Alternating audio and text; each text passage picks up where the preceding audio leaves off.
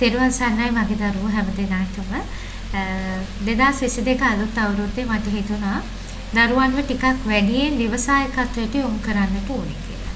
හැබැයි මේ ව්‍යවසායකත්වය තුළ මම බලාපොරොත්තු වෙන්නේ ලංකාවේ මුදල් ලංකාවෙම හුවමාරු කරන ව්‍යවසායකත්වයක් නෙමෙයි.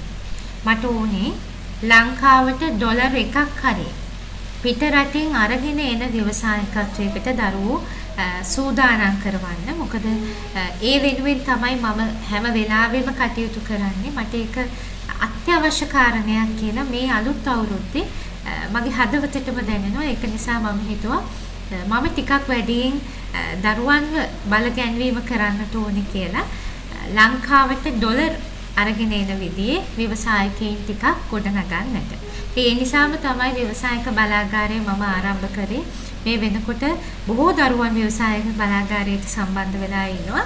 ව්‍යවසායක බලාගාරයේදී මම සිදු කරන්නේ දරුවන්ගේ භාවය නිවැරදිව විකුණුම් ලාභ ලබා ගන්නට, ඊළඟට හොඳ ශක්තිමත් ව්‍යාපාර ආරම්භ කරන්නට, ව්‍යාපාර ආරම්භ කරලා ඒක තුල ආයෝජන සැලැස්මවල් බිහි කරවමින්, ඊළඟට නිවැරදිව මුදල් කළමනාකරණය කරමින් ඉදිරියට යන්නට අවශ්‍ය දරුවන්ගේ භාවාත්මකව දරුවන්ව පුරුදු පුහුණු කරන්න තමයි ව්‍යවසායක බලාගාරය මම ආරම්භ කරලා තියෙන්නේ. ඔබට ව්‍යවසායක බලාගාරයේ දරුවන්ගේ වචන දැක්කොත් මට ස්තුති කරලා දරුවෝ එවලා තියෙන පරිවිත දැක්කොත් ඔබට තේරෙයි කවදාකවත් මේ ලෝකෙම පහළ වුණේ නැති ව්‍යවසායකත්වයට උදව්වක් තමයි ව්‍යවසායක බලාගාරයේදී ලබා දීලා තියෙන්නේ. කියන්නේ හැමදාම ව්‍යවසායකත්වය හෝ මුදල් කළමනාකරණයේදී හෝ බොහෝමයක් වැඩමුළුවලදී පාඨමාලාවලදී කියලා දෙන්නේ මුදල් ටික මේ විදිහට කරන්න, මේ විදිහට කරන්න කියලා භෞතික දේවල්නේ. ව්‍යවසායක බලාගාරයේදී සම්පූර්ණයෙන්ම කතා කරන්න පුතේ ආධ්‍යාත්මික පැත්ත.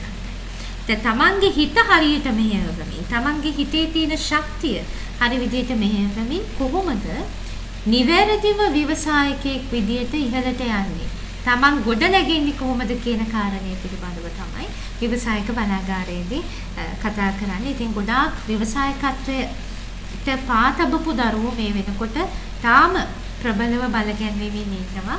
ඔවුන් දැන් තේරුම් ගන්නවා මම මෙතෙන්දි වැරද්දක් කරා. මම මෙතන වැරද්දක් කරා. මම මේක මේ විදිහට හදා ගන්නට ඕනේ. මම මුදල් කල්පනාකරණය කරන්නට ඕනේ මේ විදිහට.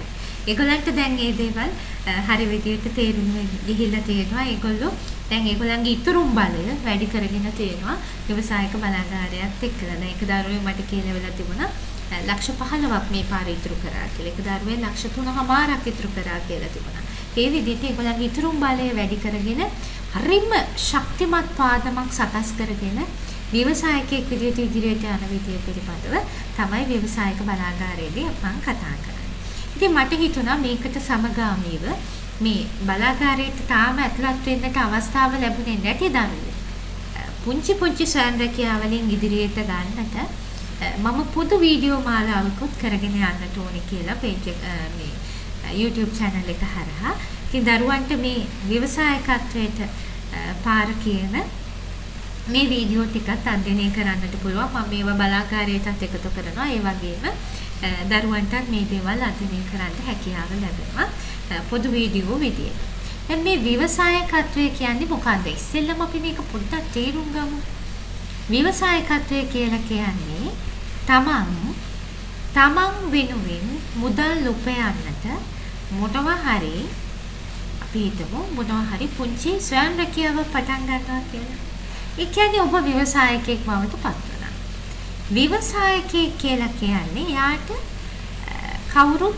එයාට ඉහළින් බොස් කෙනෙක් නැහැ. එයාට ඉහළින් එයාව මෙහෙයවන කෙනෙක් නැහැ. එයා තමයි එයාගේ ව්‍යාපාරයේ හිමිකරු. ඒ කියන්නේ දැන් මේ කවුරුත් තමන්ව මෙහෙයවන්න නැහැ කියන ඒ නිදහස තුල කොයිතරම් දේවල් එකතු වෙනවද පුතේ? තමන්ට ඕන වෙලාවට නිවාඩුවක් ගන්නට පුළුවන්. තමන්ට ඕන වෙලාවට තමන්ට අවශ්‍ය ගමනක් බිමනක් යන්නට පුළුවන්. තමන් වෙහෙසෙන හැම පුංචි වෙලාවක්ම තමන් වෙනුවෙනුයි තමන් වෙහෙසෙන්නේ. දැන් අපි හිතමු පෙදරේරුවෙක් ගත්තොත් හොඳ ව්‍යවසායකයෙක්. පෙදරේරුවෙක් කියන්නේ හොඳ ව්‍යවසායකයෙක්. ඔහු මොනවා හරි දැනුමක් ලබාගෙන තියෙනවා. ඒ දැනුම ලබාගෙන ඔහු වෙනුවෙන් මුදල් උපයනවා. තව කෙනෙක්ගේ මොනවා හරි කර්ම දෙයක්කට උදව් කරලා ඔහු වෙනුවෙන් මුදල් උපයනවා. ඊළඟට අපි ගත්තොත් එහෙම වඩු කාර්මිකයෙක් ඔහු හොඳ ව්‍යවසායකයෙක්. ඊළඟට මැටි බඳුන් හදන කෙනෙක් ගත්තොත් ඔහු හොඳ ව්‍යවසායකයෙක්. එතකොට තමන් වෙනුවෙන් ස්වාධීනව රැකියාවක් කරනවා නම් ස්වයං රැකියාවක් තමන්ගේම රැකියාවක් කරනවා නම් ඒ කෙනා තමයි ව්‍යවසායකයා. හැබැයි දැන් මේ ව්‍යවසායකත්වයේ තුල උට වඩා ටිකක් අපිට ගැඹුරට යන්න පුළුවන්. දැන් හැමෝම වඩු කාර්මිකයෝ වුණොත් හැමෝම පෙදරේරුවෝ වුණොත් මේ දෙක කරන්න බෑ. හැමෝම කරන දෙයක් නැතුව නිර්මාණශීලී විදිහට හිතලා ව්‍යවසායකයෙක් බවට පත් වෙනවා නම් ඒ වගේ ව්‍යවසායකයෙක්ට යන්න පුළුවන් දුර ගොඩක් වැඩි. දැන් මම දැකලා තියෙනවා මම දැකපු හොඳම ව්‍යවසායකයෙක් තමයි මිස්ටර් කොත්තු. මම මේක කියන්නේ මම ඒ වෙළඳ දැන්වීමක් හෝ YouTube නාලිකාවක ගියපු දෙයක් හෝ මොනවා හරි දෙකකින් මම දැක්කා ඔහු කතා කරනවා. ඉතින් මට හිතුණා ඔහු අරගන්න එක ගොඩක් හොඳයි කියලා. ඔහු නිර්මාණය කරලා තිබුණා.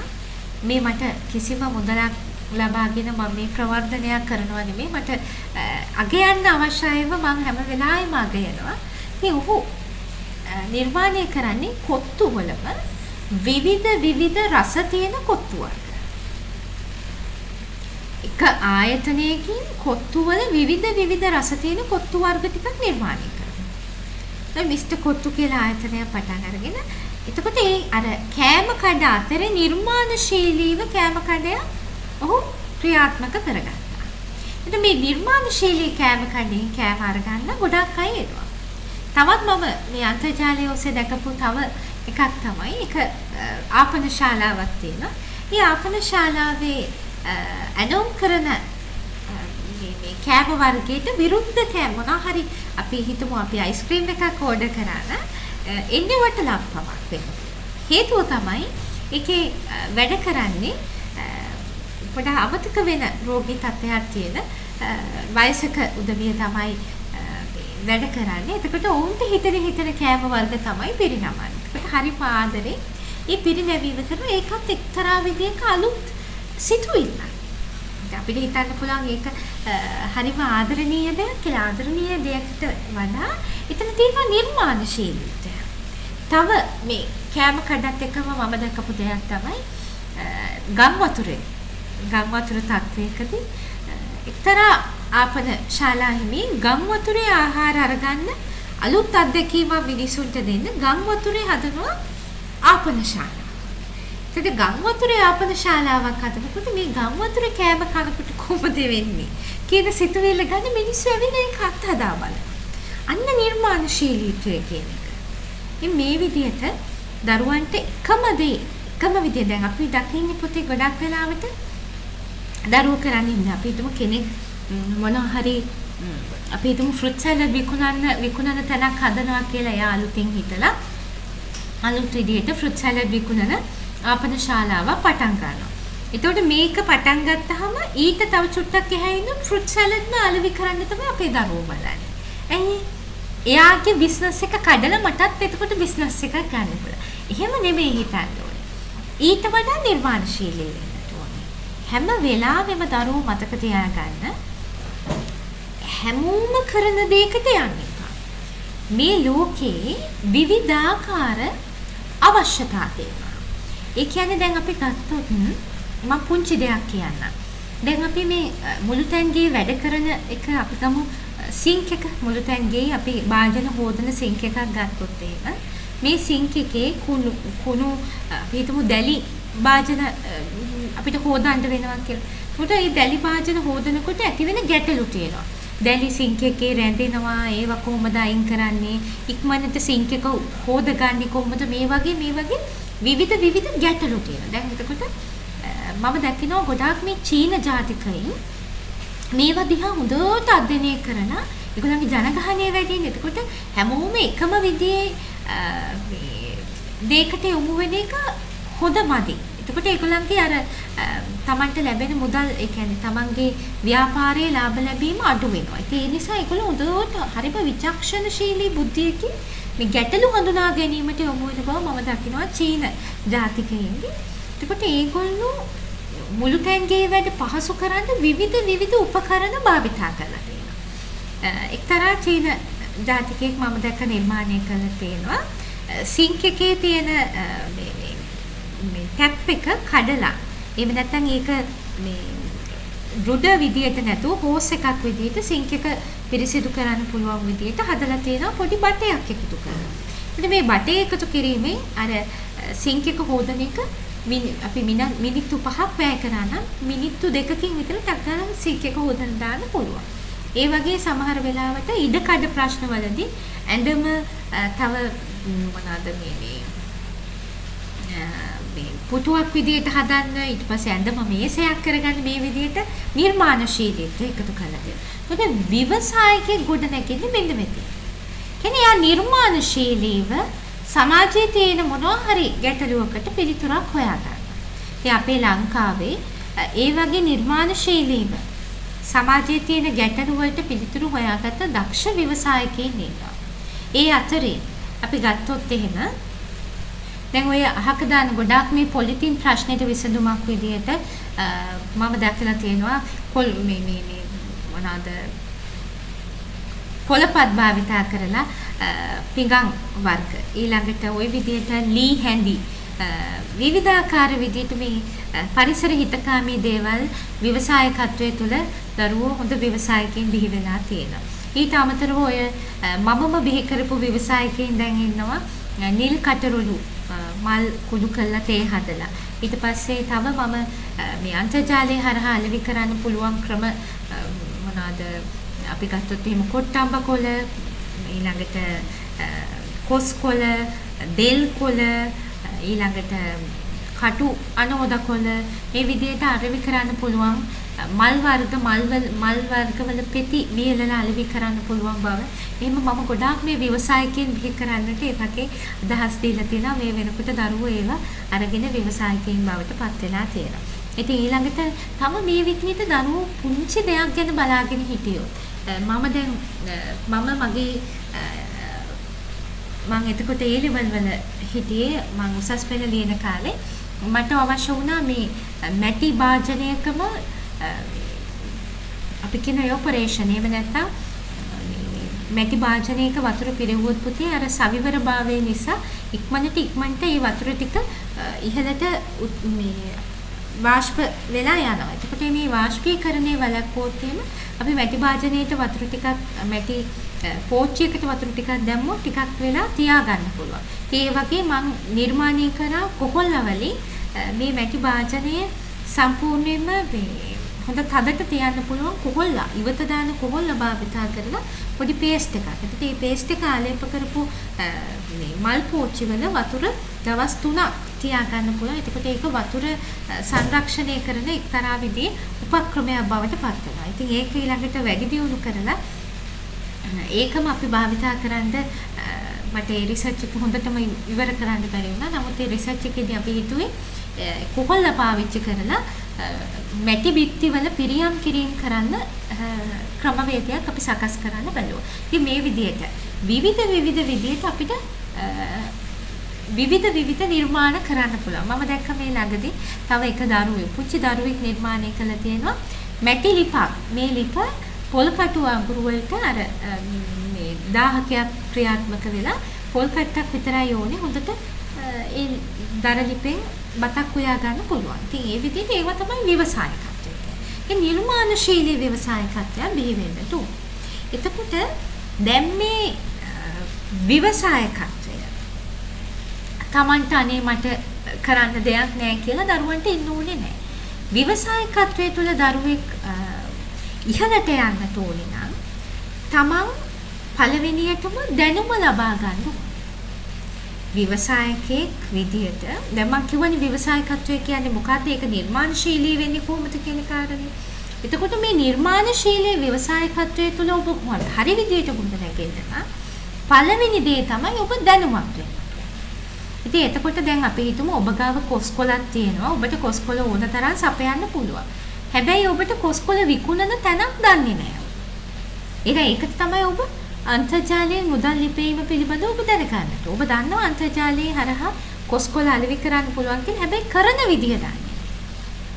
එතකොට ඒ දැනුවත් වීම ඔබ තියෙන්න ඕනේ. ඒකට අන්තර්ජාලයෙන් මුදල් ලිපීමේ පාඨමාලාවේදී මම දරුවන්ට කියලා දෙනවා කොහොමද තමන් ගාව තියෙන දේවල් ඩිරෙක්ට් ෂිපින් කරලා.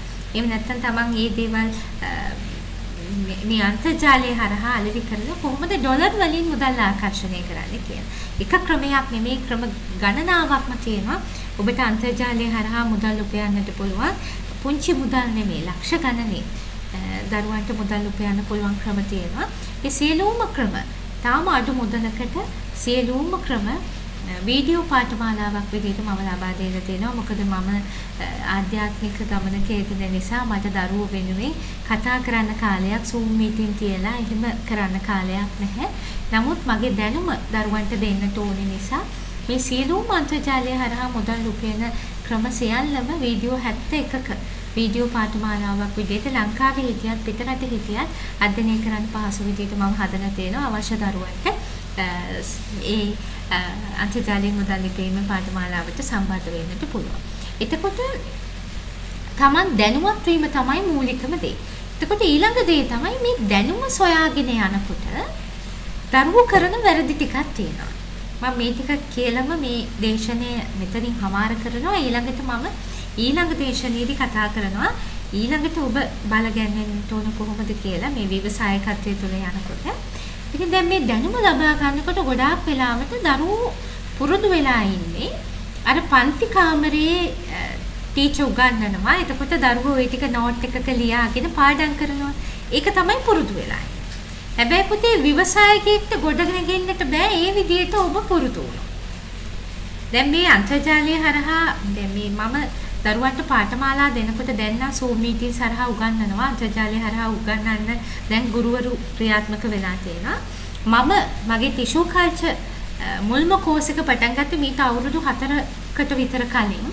ඒ අවුරුදු 4කට කලින් මම ටිෂු කල්චර් කෝස් එක පටන් ගන්නකොට ඒක සම්පූර්ණයෙන්ම මම පටන් ගත්තේ වීඩියෝ විදියට. එතකොට ඒ කාලේදී මේක හරිම අලුත් දෙයක්. දරුවෝ කාටවත් හිතා ගන්න බැරි වුණා මේක සක්සස්ෆුල් වෙයිද කියලා. නමුත් ඒ කාලේ මම ඒක පටන් ගත්තා.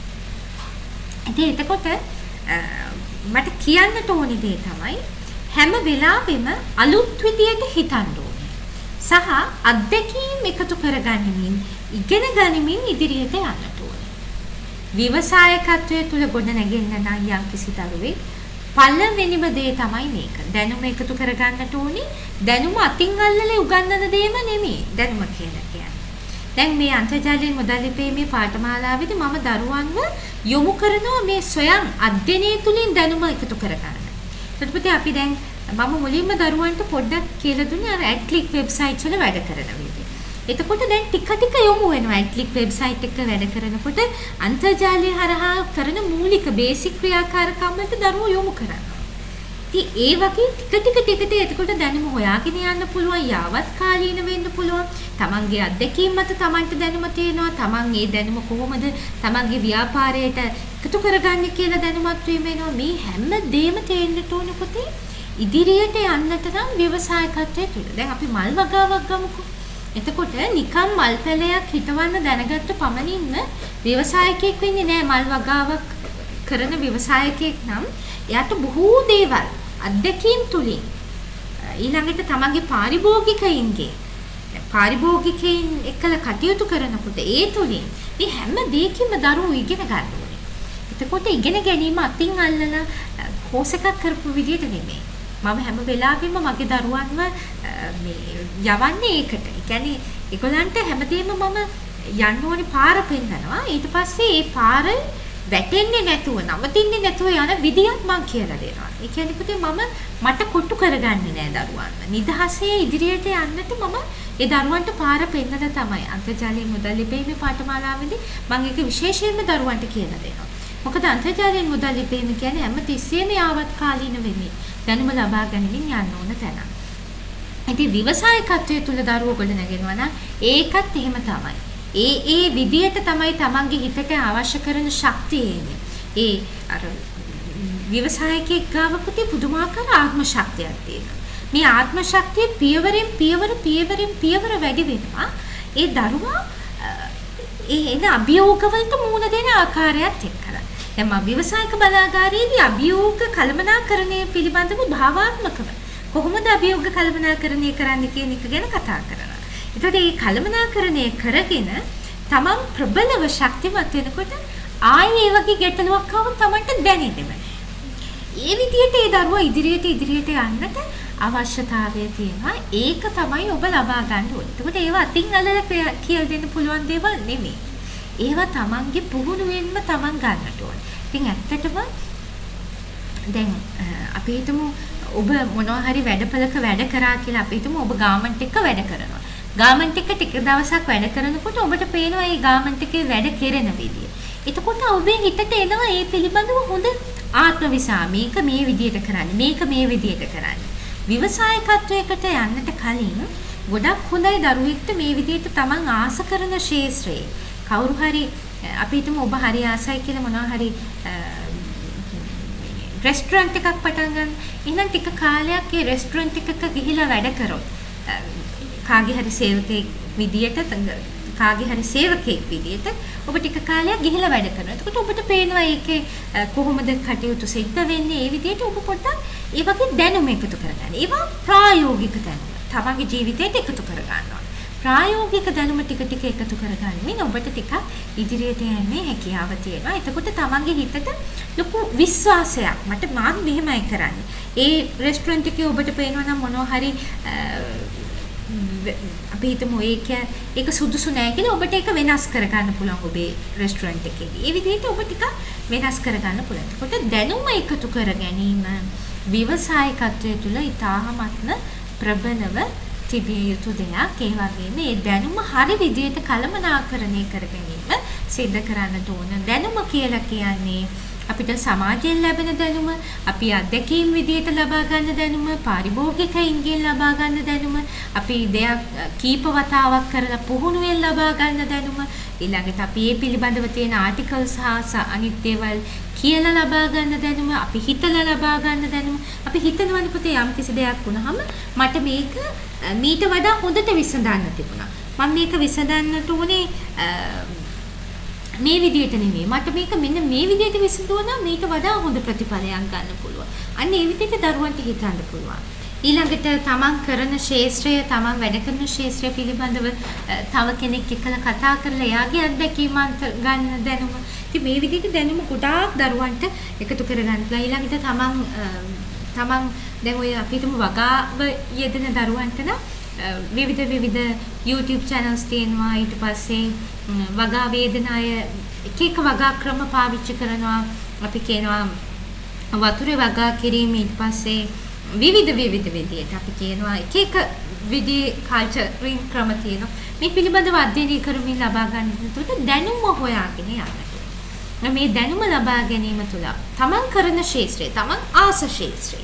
දැන් ව්‍යවසායකයෙක් වුණාම අනිත් විශේෂිතම කාරණේ තමයි හැමෝටම එකම විදිහේ හැකියාවක් නැහැ පුතේ.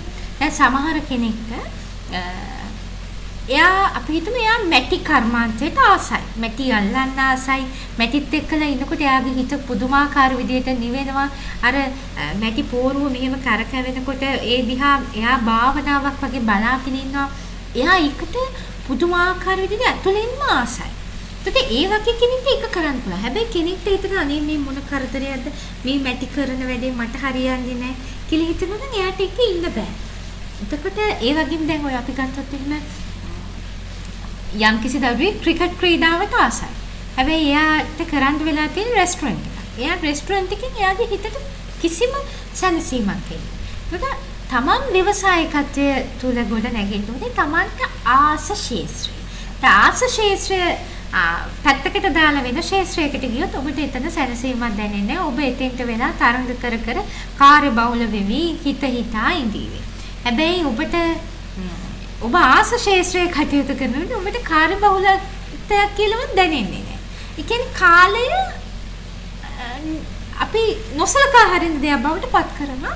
තමන් ආස දේ එකලා කටයුතු කරනකොට. ඒ කියන්නේ කෙනෙක් කරන දිහා බලලා ව්‍යවසායකත්වය ආරම්භ කරන්න එපා. ඒ කියන්නේ කෙනෙක් කරන්නේ මොකද්ද? මෙයා මේක කරනවා, මෙයාට මේකෙන් දියුණුවක් ලැබුණා. ඒක නිසා එහෙම නෙමෙයි. තමන්ට දැන් මම මේ අන්තර්ජාලයෙන් මුදල් ලිපීමේ පාඨමාලාවේදීත් මේක දරුවොත් එක්කලා කතා කරනවා. ව්‍යවසායික බලාගාරයේදීත් මේක තමන්ට සුදුසු මාර්ගයේ විවර කරන්නට අවශ්‍ය කරන අභ්‍යාස මම දීලා තියෙනවා. ඒ කියන්නේ තමන්ට සුදුසු ස්වයං රැකියාව තමන්ට ලැබෙන ක්‍රම විවර කරගන්නට අවශ්‍ය කරන මේ අභ්‍යාස මම දීලා තියෙනවා. අන්තර්ජාලයෙන් මුදල් ලිපීමේ පාඨමාලාවේදී මම දරුවන්ට කියන්නේ මම අන්තර්ජාලයෙන් මුදල් උපයන්න පුළුවන් ක්‍රම බොහොමයක් ගැන කියලා දෙනවා.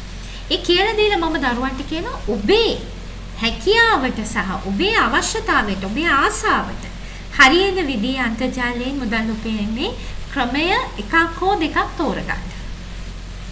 ඉතින් දැන් සමහර දරුවෝ එයාගේ ජීවිතේ එයා ලැබපු දැනුමත් එක්කලා එයා මොන විදිහේ දෙයක්ද කරන්න කියන එක එයා තෝරගෙන තියෙනවා. දැන් මං ගාව හිටියා කේක් ව්‍යාපාර කරන දරුවෝ හිටියා, හොඳට ලියන්න පුළුවන් දරුවෝ හිටියා, හොඳට මේ පුංචි දරුවන්ට උගන්වන්න පුළුවන් දරුවෝ හිටියා. ඒගොල්ලෝ එක එක විදිහ අන්තර්ජාලයෙන් මුදල් උපයන ක්‍රම වලට යොමු වුණා. දැන් මේ වෙනකොට ඒගොල්ලෝ ලක්ෂ ගණනින් මුදල් ආකර්ෂණය කරන දරුවෝ බවට පත් වෙලා ඉන්නවා. ඉතින් ඒක තමයි අවශ්‍ය වෙන්නේ. ව්‍යවසායකයෙක් ගොඩනගා ගන්නට ඕනේ හරිම සරලව. ඒගොල්ලන්ගේ ජීවිතේ විඳින්මින් ඉදිරියට යන්න පුළුවන් විදිහට තමයි ඔබ ඔබේ ව්‍යවසායකත්වයට පාද තබන්නට ඕනේ. පැහැදිලිද? ඒකට අපි ඊළඟ දවසෙත් අපි කතා කරමු. මේ ව්‍යවසායකත්වයේ තුල තම මොනවා ගැනද අපි සැලකිලිමත් වෙන්න ඕනේ කාරණේ කියලා. මට ආසයි මේක පොදු වීඩියෝ ටිකකුත් කරන්න ව්‍යවසායක බලාගාරයේදී මම කතා කරන්නේ භාවාත්මකව කොහොමද ව්‍යවසායකින් බල ගැන්වෙන්නේ කියන කාරණේ. ඊට අමතරව ගොඩාක් ඔබ නොහිතන පැති ගොඩාක් පිළිබඳව මම කතා කරනවා. මොකද මම ව්‍යවසායකත්වයට යමුනේ අවුරුදු 16. එතකොට මට අවුරුදු 15ක විතර අත්දැකීම් තියෙනවා ව්‍යවසායකත්වයේ පිළිබඳව.